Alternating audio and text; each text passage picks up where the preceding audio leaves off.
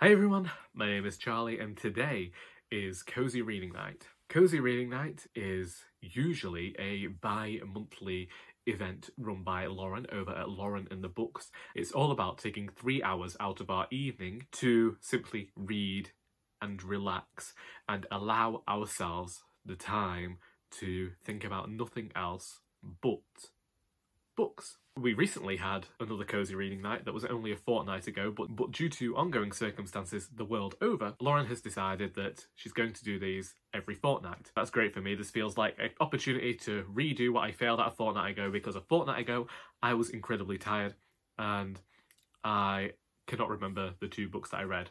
I know I read From Here to Eternity by Caitlin Doughty and Tender Taxes by Joe Shapcott, but I have to reread those books now because I do not remember a single thing that happened in either one of them. I'm currently still reading Himself by Jess Kidd. It's 12:30 in the afternoon and I will be reading some more of this today, so hopefully I don't finish it completely, but I could finish it within the first hour of Cosy Reading Night, at which point I'm planning on moving on to one of two, and the first one of them is on my Kindle, and that is Deerbrook by Harriet Martineau, and this is for a read-along that is being hosted by Kate Howe. I haven't even started it yet, and I think Kate's doing a chapter a day. I don't know how long it is, I don't know how many chapters there are, I have only downloaded it. I haven't taken a look, I don't know what it's about, but I said I wanted to read it last year, and so it seems only right that I make it something of the focus. And then I am also going to read from Monkey by Wu Cheng Eng. As Kat from Brewers and Reviews commented on my TBR video, I should read this book whilst the excitement to read it is still strong. Those are the 3 books that I'm planning on getting to this evening. After this, we will have a bit of a vlog where we see whether any of those things actually got read. The first hour of Cosy Reading that has finished, and I haven't had chance to finish Himself by Jess Kidd, so I'm going to be reading this into the next hour as well. I have a new favourite book and I'm a bit sad that I don't have any more Jess Kidd to read after this, because she mixes mystery and the paranormal in a way that thrills me. This is a book that feels like it was made for me. I just love the way it's told. I think that Jess Kidd captures those weird characters really well, and I love that the supernatural and the surreal is all just part of the world.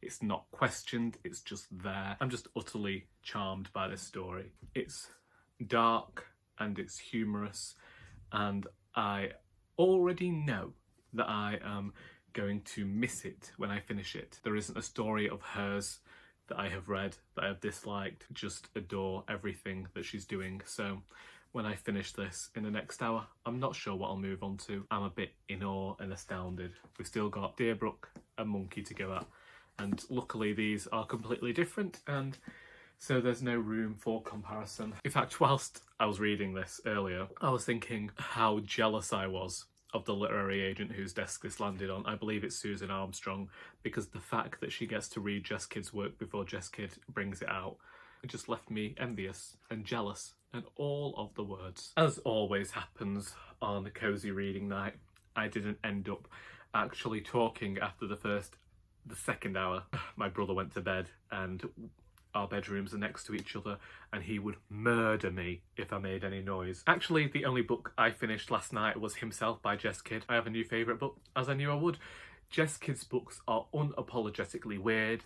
I love them, and I'm already thinking of rereading this because we know I'm not leaving the house for a while. If you haven't read Himself, read it. I don't know that I can say any more on the matter. Jess Kidd has created an incredibly charming hero here, and she uses it as a power that, and you can recognise she's using it. She's not just charming, he's not just charming the characters in the story, he's charming the reader as well, so that even though you know he's a bit of a criminal, he's a bit of a bad un, you can still get behind him. He's a bit of the stereotypical troubled, brooding hero. He even at one point gets mentioned a bit like Heathcliff, and we know how I feel about him, but this is fantastic, brilliant, marvellous, all of the synonyms. I cannot exalt it anymore.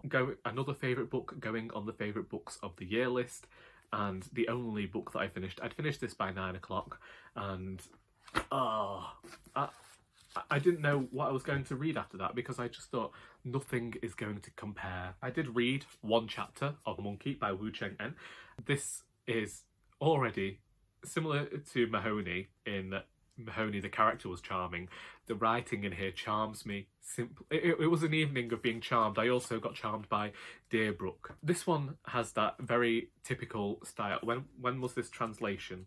This translation was first published in 1942 and is the popular translation. I've read that this is actually part of a bigger tale, but really I just wanted to read the monkey stories. But this is a style of writing for the fantasy genre that is very reminiscent of that time in that it's very British. I don't know whether he added some British isms to it or whether it's a faithful translation, but because of the way it's being translated, it makes it incredibly readable.